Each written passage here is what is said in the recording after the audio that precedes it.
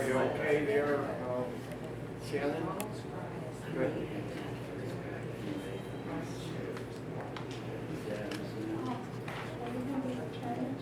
Did you come from around here or you're About 3 miles away. Oh, good.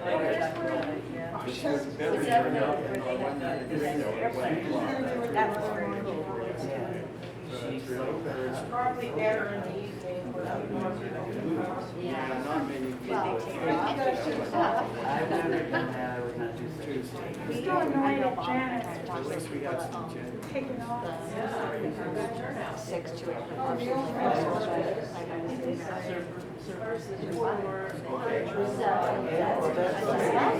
Bob tried, we actually tried, so I went online. We started. So it's a light one. I wrote a letter, lined it up, actually just said, hey, we have a lot now next year. I don't know what they're doing, like, my neighbors, and I'll just move it here. interested in some one, two, three, next to us, because we don't want to develop them. How is Colin doing? Really well. So that was It's really like a week recovering. ago. Oh, Did excellent. it get to your phone? So today I was actually another reason. Yeah, and I want to help with that, what's going on And with he called me. highway vehicles. He's a nice guy. No, he's very lovely. Like, I was like, I'm driving, right? Yeah, that's what Just we lay down from the train. He's like, hey, it's a call. It's like, my daughter got a letter. And I'm I'm gonna like, need, oh, I'm gonna need some drink of water. okay. I said, like, I go, I have a musician. so I was trying to put my head around like what he goes, oh yeah, so random guy, like it's the conversation started off so funny. No, he's listening to my original. She's really too. Yeah, he's a pianist and singer. 6:30. He made a couple of people come meet with the guy, there's a party, he's like totally good. Nice guy. Family vision, He's I a want your Swedish. family to do the business, if this is your son's biggest project coming up. But the interesting was, if we do improvements like electricity. Yeah, I'm really pleased. Stuff like that, that's not gonna benefit It's what you better. want. Doesn't benefit us, but we would like to keep the acreage. Non-developed acreage or something. Critters.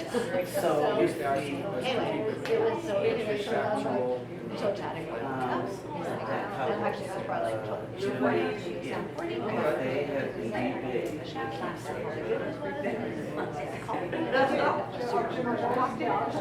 Okay, see, I don't understand it, we got screwed up last year, why didn't we do the same thing this year? Get the message across. Yeah, that's good. So that, no, eight. Our side. Eight haven't, if we not count them. If I have a champagne glass, I'll be ding, ding, ding, ding, ding. But very nice. So thank you so much, ladies and gentlemen, for coming here for this occasion. This is not infinitely better than Reno. So the size of the city doesn't matter. It is its position, especially in the political spectrum. And this is the wild horse capital of the world. Yay. For the moment. No. I haven't met everybody yet, so could you rattle off your first name? Starting from you, clockwise. Denny. Danny? Diana, Diane? Nikki. Becky? This lady? Patricia. Patricia? Joanne. Joanne? Debbie. Debbie? Lynn? Lynn? Oh, okay. Oh, thank you. Oh, yeah. And Anna Maria? Anna Marie? Laura. Laura? Tawny. Tony? Another Debbie. And another Debbie? Becky? Robin? Okay. So I'm Anthony Marr, and I have other names, but Anthony Marr is fine. But I want to just stress that my last name, family name Marr, in Chinese means gas, horse. So I was born to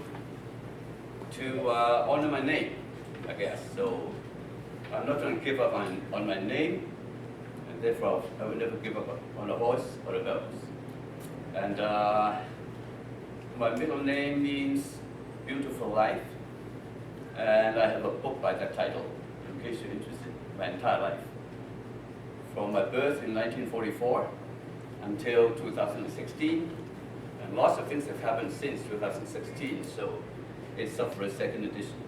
So if you want to learn something more about my campaigns, I can send you free of charge a PDF of that thing with illustration. It's got Beautiful Life. Yeah, you said it's quite interesting. Okay then, so the purpose of this event is to present to the public and the media and government an entirely new plan, out of the box, innovative, doesn't follow any rules, make its own rules which make more sense than the existing rules. And one thing that is slightly weak is the exit part of my plan, and I'll get to that later, but the exit part of the plan, that weakness, I found Craig's reserve design, which fits perfectly. So that's why we're here. And why I'm standing on this platform and he's standing there is because he's about 6 inches taller than me. And he's standing next to me, you know, it's like this. So, yeah, so the purpose of my plan, the prime purpose is to terminate Roundup. That means once and for all. No, don't applaud until you think it makes sense. And I'm going to make it very clear to you what the plan is step by step. And if there's anything that you need me to delve in there a little bit deeper, just raise your hands. I would prefer that I could roll right on from beginning to end without having to have my momentum broken. But please note down the questions, if you have any, and there'll be a question and answer period at the end. So, so number one thing this plan will do, if implemented, is that Roundup will end immediately. Second, there we will create more room on the public lands, enough to let all the captive horse go. I mean, horses go at the expense of some cattle reduction, but that's a problem. But even that, I have some good things for them. But them, I mean ranchers. And if we let all the horses go into the wild, according to Craig's reserve design, because we have to do exactly the right thing ecologically. His reserve design is perfect because I have worked for 3 years in India in the tiger reserves to try to save the tigers. So our reserve is a kind of a miniature natural.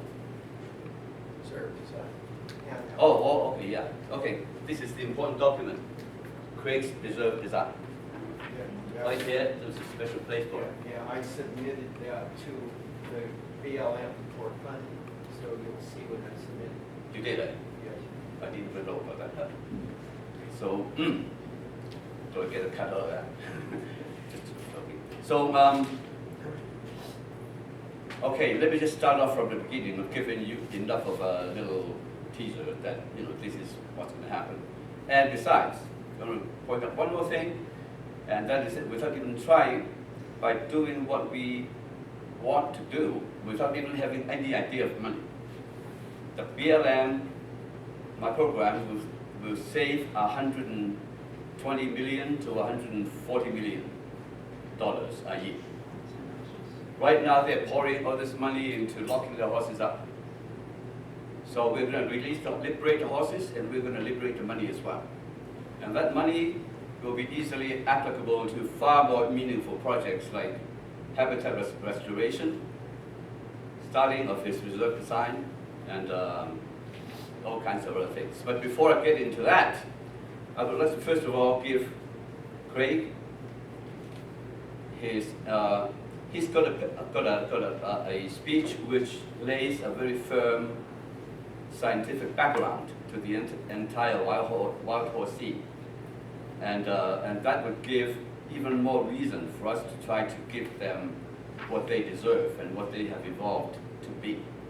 So without further ado, Thank here you. is Craig. Okay, since the BLM's plan is called the Path Forward, which I think is quite a perverse term for their plan, for these wild horses, not in accordance with the true spirit and intent of Wild Free Roaming Horse and Bird Act. I call my little speech, which I had a professional editor help me with, by the way, the path forward for the restoration of wild horses and burros in their natural habitats. They go in hand. We have naturally living horse and burros. We have to have natural habitats that are appropriate to the respective species. I wanted to make a note that the burro only consumes about half what a horse does, but they will often lump them together. So there's a lot of tricks that occur. And I've done quite a few field studies throughout the West and clear up into Canada and even down into Latin America of these wild horse and burros. And quite a few of them are on the Wild Horse Conspiracy, which is also the name of my book, and I did bring some, as well as the handouts here. So I start with an expose, and basically this has the requirements for a new law, which needs to be introduced into Congress and pushed forward. We have to brand this on the people in line with my old Nevadan ancestors who go back generations here, but I'd be most proud to be a Native American, because I think that's where I really have most conscious kinship. So I'll begin here. Today, in many places all over America, including Nevada, there is a desperate fight, a war being waged between those who appreciate and honor the role of the wild, naturally living horses and burros, and those who are loath to admit their fitting place in the world of nature. Many of the latter are people whose lives and goals in life have become too much about control and manipulation of the great rest of life, including all of the marvelous, vast, and various species and the diverse natural ecosystems they inhabit or compose, actually. Many of America's public lands livestock ranchers fall into this category, but it would be unfair to omit the other segments of our society that have targeted America's wild horses and burros for herd crippling reduction and or alterations in their basic biology. The latter seek to render them mere tokens, repressed vestiges. Well, they all do, actually. All the enemies. Well, the ones that want to repress their reproduction, they're not really enemies. They just think that's the best way to go. So they're still my friends. Many simply many of the enemies, though, egg for their outright elimination. They have made this sort of an anti-wild horse cult, or burro cult. It's a political football.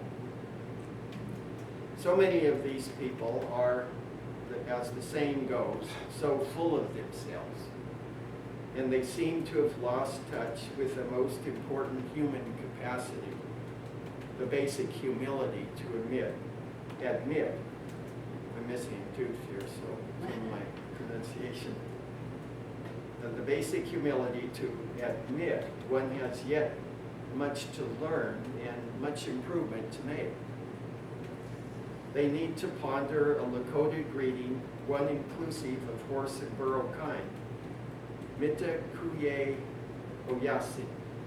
We are all related, meaning all the great family of life, not just people. We can set life's ship of state upon a different course, though. I refer to the Wild Free Roaming Horse and Burros Act of 1971 and its true spirit, meaning, and intent. That's what they're missing. If we had had people that really believed in it, behind it, from the beginning, we would have a very different situation today. But they've been betrayed, unfortunately. And that's very sad.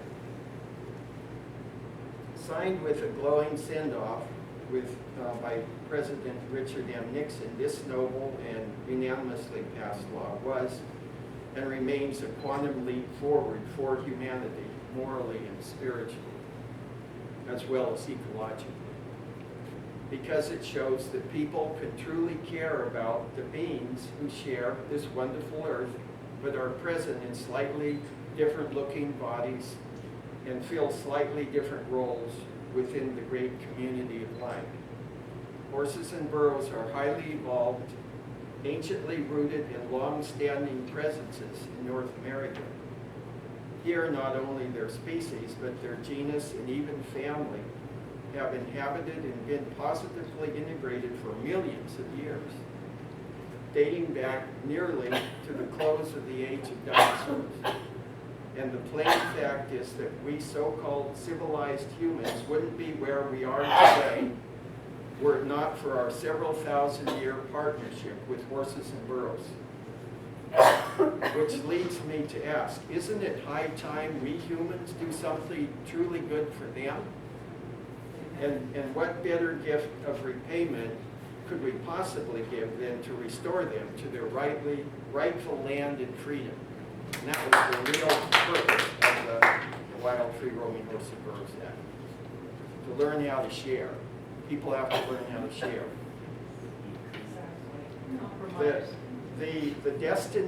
Their destiny should not be to remain forever the mere slaves of humans, often subject to disrespectful, not always of course, confinement and removal from their compatible and age-old habitats. In these ecosystems, they play keystone roles that enhance, embellish, preserve, and restore the life home for hundreds, even thousands of fellow co-evolved and co-evolving creatures in their respective kinds, really millions. But what needs to happen to restore the true intent of the Wild Free Roaming Horse and Burros Act? The solution is near and dear to my heart and mind. It is called reserve design and is akin to rewilding. You've probably heard about rewilding. It is a key tool of modern conservation science. It's not just me. It's something I learned in my studies to be a wildlife ecologist, and seeks to restore much needed knowledge, appreciation, and respect for wildlife. I say much needed because the world is being overwhelmed and over-altered by the self-centered human species. That's very obvious. But we can yet correct our course for the good of the horses, burros in their habitat, and I should say ourselves and all the species. Here are some basic elements of reserve design. You carefully study the ecosystem in question, including both natural and human components, so we give respect for all the dwellers in this place, however they happen to come there in their history. And we determine first where it can best work, so it becomes a shining example for all the others once people see how wonderfully it works. And you tailor reserve design for each specific habitat. And every place is unique in the world. We can't just blanket judge. Everyone requires a unique tailoring of treatment. And that's a very important point to bear in mind. And then we incorporate natural barriers such as high mountains, deep canyons, broad or raging rivers, and wherever possible to act as limits to wild equid expansion into areas where they could be targeted for persecution and elimination. And where deemed necessary, we construct semi-permeable artificial barriers such as buck rail, log and pole, and middle pole, as we observed yesterday, to go around areas to keep them out of certain areas. We observed that in the northern Pinelands. We saw two beautiful bands yesterday. It was really hot though. These are very effective in keeping the wild horses out of areas where they would come to harm through harassment, capture, and removal, or even killing. And the place where I learned especially about these is the Pryor Mountain Wild Horse Range in Montana. I'm going a little into, and it's very effective there. Although what they're doing there is depriving them of their summer meadows where they were in 1971.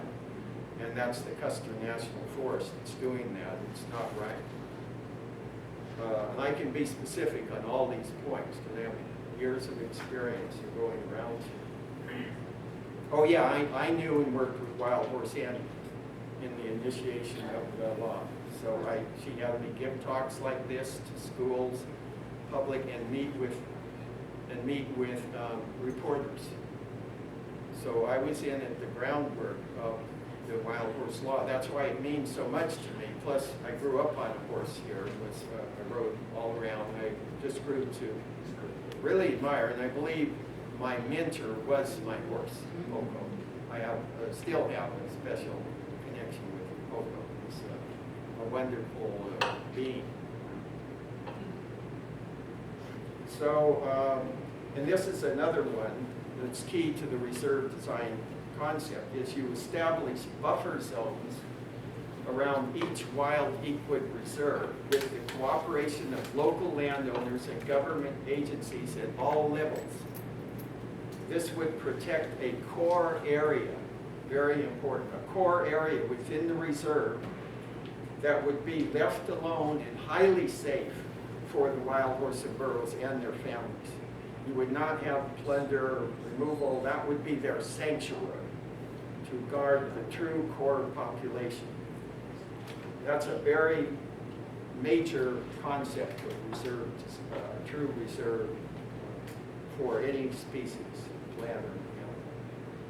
And the buffer zone would have the effect of tapering off or attenuating wild horse and burro presence as well as that of humans, but in opposite directions. Think of a counter-current flow sort of thing. This would be sustained by positive reinforcement in mild forms of adverse conditioning, techniques frequently used by wildlife and citizen conservationists alike. And I have used reserve design for the endangered mountain tapir in Sangay National Park, where I worked for much of my career as a wildlife ecologist to save the endangered mountain tapir. Remember, the horses and burros are intelligent creatures who can learn where they are most safe, and conversely can learn where serious danger threatens their well-being. These are very acute presences. To accomplish this, professional conservationists, zoologists, and ecologists should be given authority to determine the exact dimensions and conditions of any given reserve. So let's give people that are fair-minded, not people who come in with an agenda which is anti-wild horse or burro. This would replace BLM and Forest Service, the two agencies assigned to protect and preserve the wild free-roaming horses and burros, as integral parts and with minimum feasible interference. That's in the law, core intent. This would replace BLM and Forest Service herd management areas and territories and their plans where the wild equid's rights are largely or totally ignored in consideration of habitat resource allocations. That's called animal unit months, or how they parcel out the forage. And also water is another very important one. and population number assignments, that's called AMLs, appropriate management levels. But often they set these at absolute zero, hundreds of examples. Inadequate, and yet they have a right to be there, and the rancher only possesses a cancelable privilege permit. So what's happening with the intent of the law here? They have a right in all those areas. And one thing you'll see if you pick this up, and this is really brilliant people I met up at the public interest environmental law conference in March, where I gave a presentation, is that they have redefined the terms that were in the original law. And what is arranged was meant to be all the areas where they were on year-round habitats in 1971. But they made that so it's just specially declared areas, and there's only like 4 for wild horses and 1 for burros. And so all the rest, the other hundreds, can be overwhelmed by other uses, and they can marginalize the wild horse and burros. And they did that by tricky redefinition and invention of new terms. And they distorted the true intent of the law. And this needs to be brought home to Congress and to the president and the judges and everybody. Why are they ignoring this? They're ignoring the true intent of the law. So inadequate habitat provision, including the lack of forage, water, shelter, and other components essential for Mustang and burro survival and reproduction, are squeeze plays. You know what a squeeze play is? You ever played game when you were a boy or girl? It's like football or something, no? There's what you call a squeeze. I played football over at Douglas Tigers. There is, I think there are in a lot of sports, what you call a squeeze play, that are leading to the decline and likely eventual demise of the last of America's once great wild horse and burro herds. Add to this unnatural, brutal, and invasive means of altering the wild equid's physiologies, reproductive interventions, such as gonocon and surgical sterilizations of both the females and the males, as well as unnatural sex ratios that skew toward the males. And this causes a lot of social disruption.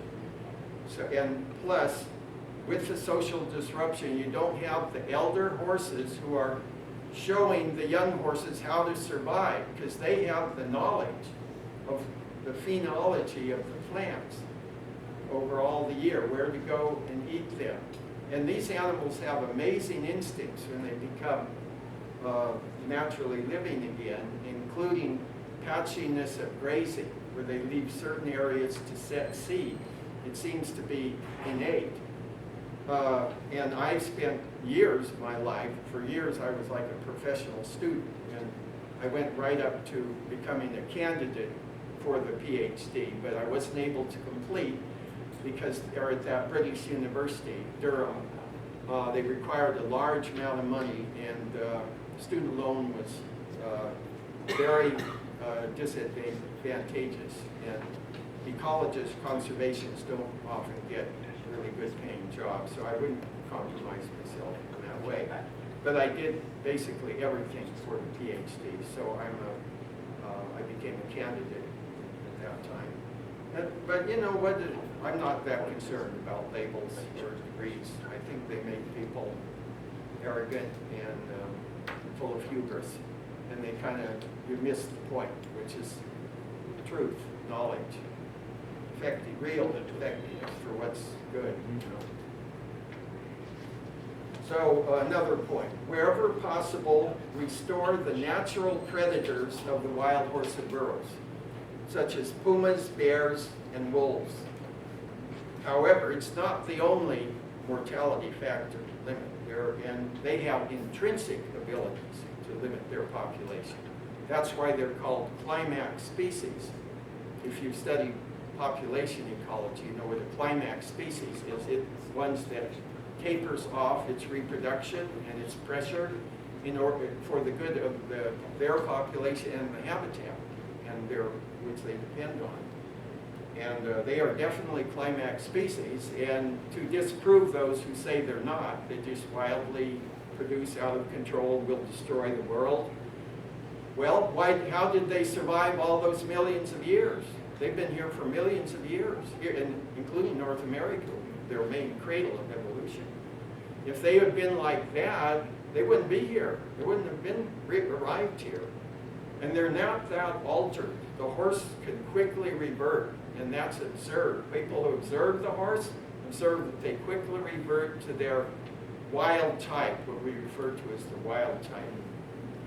And so we should recognize that there are many different mortality factors that affect wild equid survival, including diseases, poisonous rattlesnake bites, harsh winter, drought, blizzards, and that when the wild equids pass on in the wild, they contribute their mortal remains to the very ecosystems where they were born, lived out their lives, and died, or passed on, I prefer to say. It is only right and natural that their remains should be used by all the other species, from plants to animals to decomposers, who go together to form each unique and interconnected ecosystem. When the bodies of the wild equids are removed from such an ecosystem, either alive or dead, the ecosystem can be seriously diminished.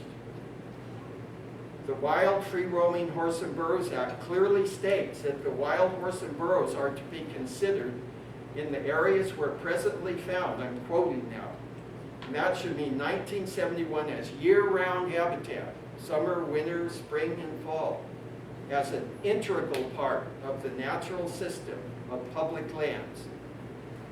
When the BLM and Forest Service drastically reduces the equid herds, they upset the natural social structures that limit reproduction.